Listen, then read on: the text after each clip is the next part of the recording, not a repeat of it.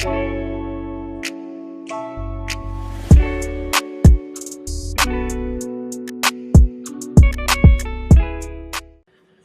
is it going, Bears fans? Welcome back to another episode of the Bear Down Podcast, where we talk everything Bears every day of the week.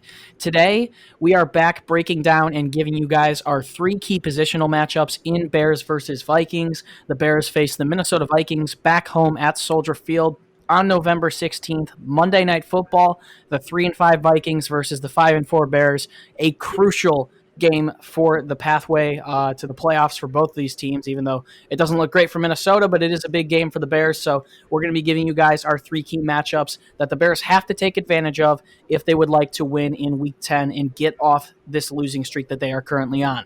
I'm your host, Chris Malpe, and today to share these matchups with you guys, I am joined with both of my co-hosts, Parth and Jaylon McClinton. How's it going, guys? Doing pretty good. Just another day in quarantine for me. Just counting down the days till I'm out, basically. Same here. But except counting down the days till I'm out of quarantine, I'm counting down the days to the NBA draft for the Bulls. That's a whole different sport. But let's talk some Bears football. But that's basically what I've been preparing for. Yeah, NBA draft coming here soon. The Bulls will have the fourth pick. That's very exciting. Hopefully they can turn it around very soon. But we are here to talk about Bears versus Vikings. There's a lot to break down. The Vikings obviously haven't beaten the Bears since December 31st, 2017, something Parth likes to talk about a lot, and I'm sure this isn't the last time you're going to hear it from me or him this week. But we're going to kick it off with Jaylen here. If you guys don't know how three key matchups works for us, I'm so used to calling it factors because that's what we did last year, but we give an offensive, a defensive, and an overarching matchup. Obviously, the overarching one is going to be the one that's most important if the Bears want to win the game. And with our offensive matchup today, Jaylon McClinton's got it. So, Jaylon, what is your offensive matchup in Week 10 that the Bears need to take advantage of? So I feel like that the Bears definitely need to take advantage of the Vikings' young secondary. They've given up 287 yards passing or allowed, or other quarterbacks have averaged 287 yards per game against their secondary. So I even feel like we should attack them. Allen Robinson, he's definitely top 10 in receiving yards. I know he's still frustrated about his contract, but I definitely feel like he can have a big game against him. He's played well these last couple weeks when throwing the ball to Darnell Mooney's. He's progressing as time goes along. He's getting more targets and receptions per game. And in Anthony Miller, without Javon Wims, he's played more snaps and got more catches. We did see him get give up a crucial fumble against the Titans, but he still had a very decent game. I think he had 60 yards or something like that. So I definitely feel like we need to attack their young secondary. They have a lot of rookies. We've seen them lose Xavier Rhodes. They drafted Jeff Gladney out of TCU with their first-round pick. They have Chris Boyd, who I know personally a lot of Bears fans don't like just because of some of the stuff we do. So if we can see Darnell Mooney or Anthony Miller burn him once or twice, I definitely won't be mad about that. And then they also have a rookie in Cameron Dantzler. He's practiced today. He was out the last couple weeks with a neck injury, which was scary that he suffered against the Packers. I think that was so. They haven't done the best giving up a lot. They haven't done the best against a lot of wide receivers. 2 weeks ago they gave up 50. Devontae Adams only had 53 yards, but he had 3 touchdowns. So they've given up a lot of touchdowns to wide receivers. The last time they lost a game, they gave up 177 yards to Julio, 65 to Russell Gage, and also like 61 to Calvin Ridley. So if Nick Foles can have time in the pocket, and be able to attack their young corners against our wide receivers. They still have a lot of playmakers in that secondary with Harrison Smith, who's one of the best safeties in the league. He's been around a very long time. He's played well, and they also have Anthony Harris, who's a ball hawk. He nabbed 6 interceptions last season, which was tied for first, or it was up there for league leading. So I'm not confident that this offense can do that because we've talked about this multiple times on how taking advantage of a secondary or a weak defense, and we just haven't seen our quarterback have enough time in the pocket to do that. But this Minnesota Vikings defense isn't the best. Neither was the Titans, but the Titans have a lot of good names on that defense. The Vikings don't. So hopefully we can take advantage of that secondary and put up a lot of points. Yeah, we're going to hope that the Bears can have some of their offensive linemen back this week. It doesn't look promising right now. Jason Spriggs was activated from the COVID-19 list, but he was limited, or actually, no, I believe out today in practice with a knee injury. Sam Mustipher also out with a knee injury. We don't know what's up with Cody Whitehair, but having even one of those guys back would be huge for how poorly this offensive line played last week. It's going to be huge that the Bears' wide receivers step up in this one, though. I agree with you, Jaylen. Through week 9, Allen Robinson is 6th in the league with receiving yards, 712 to be exact. He's also tied for 2nd in the league in total targets with 86 and leads the league in contested catches with 14. Taking a look at Darnell Mooney, he's also had quite the year, 11.2 yards per reception. He's also had a 50-yard catch. We've seen the Falcons. We've seen the Vikings give up a couple very generous deep balls throughout the season to guys like Julio Jones and Russell Gage and Calvin Ridley, as you mentioned earlier. And they've struggled against big play wide receivers throughout the season. I think Mooney's ready for the test. He's had 31 receptions for 348 yards, also 2 scores. It would be nice to see him get back in the end zone this week. Parth Shaw has the defensive matchup of this game. You know, something that's really important to take a look at before I pass it to you, Parth. Jaylon Johnson has allowed a passer rating of 61.8 this year, the 8th best in the league. He also currently leads all eligible defensive backs with 12 pass breakups. And then you take a look at the rest of the Bears' secondary. I mean, oh my goodness, they've been playing well, whether or not you think so. They are currently 3rd in the league at defending against opposing wide receivers per ESPN. I think Kyle Fuller and Eddie Jackson have both been playing all-pro level football this season. I think they're going to earn those honors in just a couple of weeks.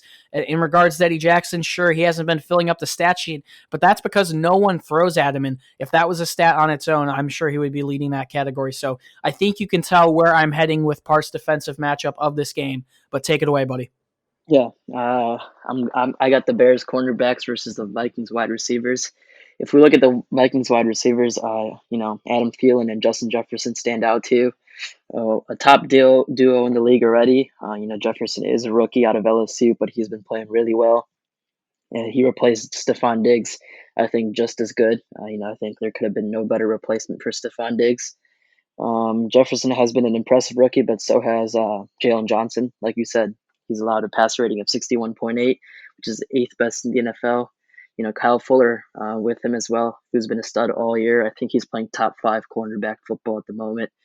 His coverage skills have improved drastically again. I think he's gotten better every year since he's entered the league, especially the year the Bears signed him. Ever since that, he's been all-pro. And then, like you said, as safeties, we have Eddie Jackson, who's an all-pro, and Sean Gibson, who leads the Bears in interceptions at the moment. But if we look at Jefferson and Thielen's stats, Justin Jefferson has 627 yards and 3 touchdowns this year so far, and 3 games gone over 100-plus yards. He definitely has that big play mentality and that big play game.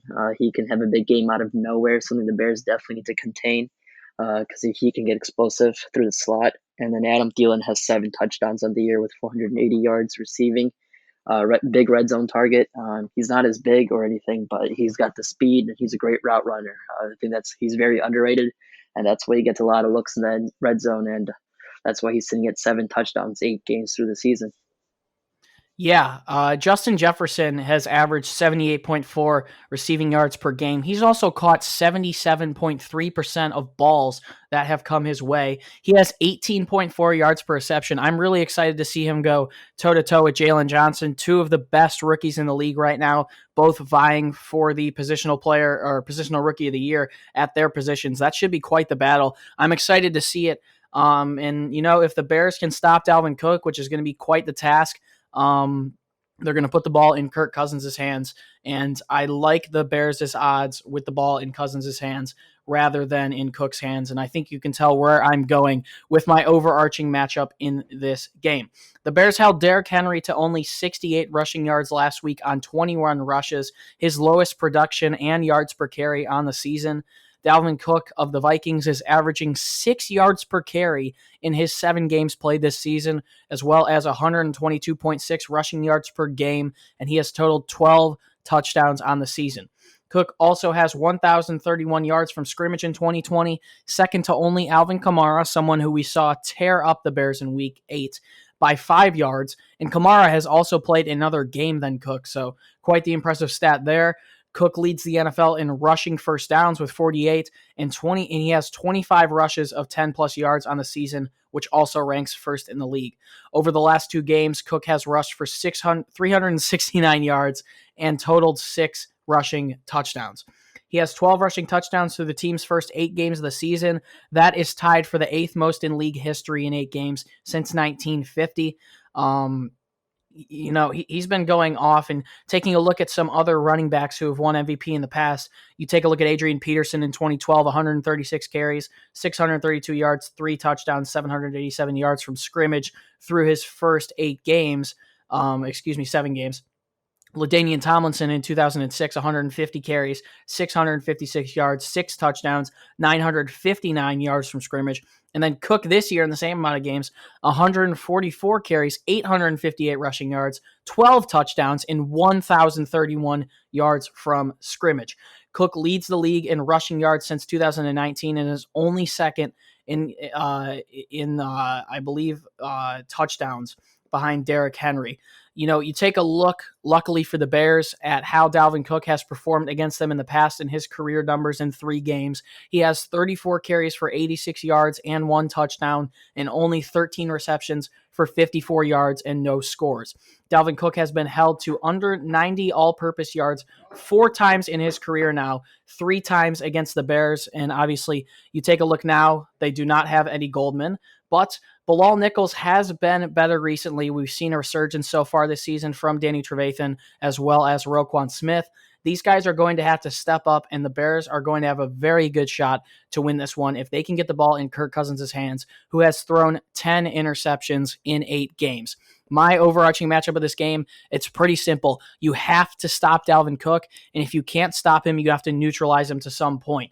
We've seen the Bears struggle against the run this season. Have they gotten a little bit better? Yes. I think they now are up to an above-average rushing defense in the league, but it is still probably their weakness defensively. Cook has been going off, is probably the front runner right now for Offensive Player of the Year, and might even be in that MVP candidacy. So he's been really scary recently, and I think if the Bears want a chance to win this one, it's obvious. They've got to slow him down, and they have to put the ball in Kirk Cousins' hands. Someone who's 0-9 on Monday Night Football, also hasn't beaten the Bears, maybe not since he arrived in Minnesota. I'm not sure when the last time he beat the Bears was, maybe in his first game as a Viking against Chicago, but he's been very poor when primetime comes up. And he also just hasn't performed well against the Bears. They've had his number for quite some time. So stopping Dalvin Cook is going to be the overarching matchup of this game.